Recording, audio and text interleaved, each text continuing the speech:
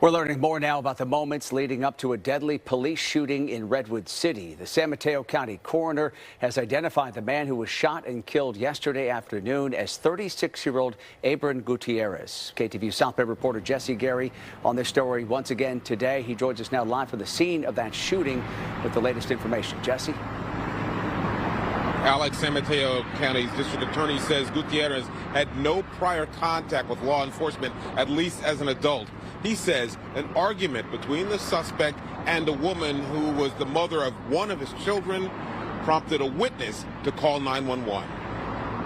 The call for help set in motion a series of events culminating with Tuesday's officer-involved shooting in Redwood City. I heard all the commotion before the gunshots. Apartment resident Brianna Hume and her boyfriend, David Thomas, had a bird's-eye view of the events and violence from a nearby balcony. I saw what it looked like a group of police officers or tactical unit coming across El Camino and converging on a space. The San Mateo County District Attorney says someone saw 36-year-old Abram Gutierrez in a heated argument with a woman and 3 children inside and outside of this Prius. This was a domestic argument, confrontation going on between he and the mother of his child, and police got called for that reason.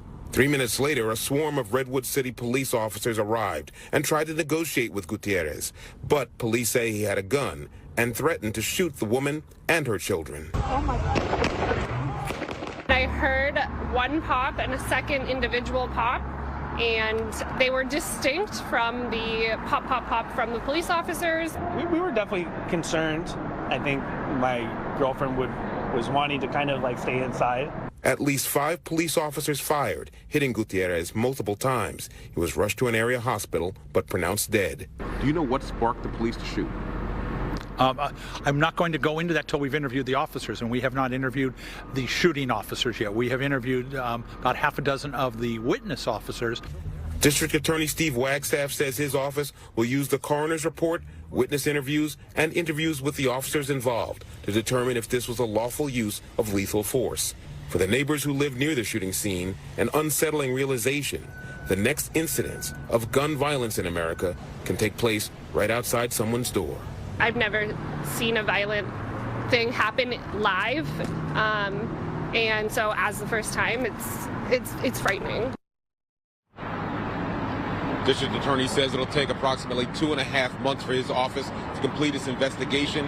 The 5 officers involved on paid administrative leave at least until that point. We're live in Redwood City. Jesse Gary, KTVU, Fox 2 News. We'll head back to you up in Oakland. Okay, Jesse, thank you for the update there.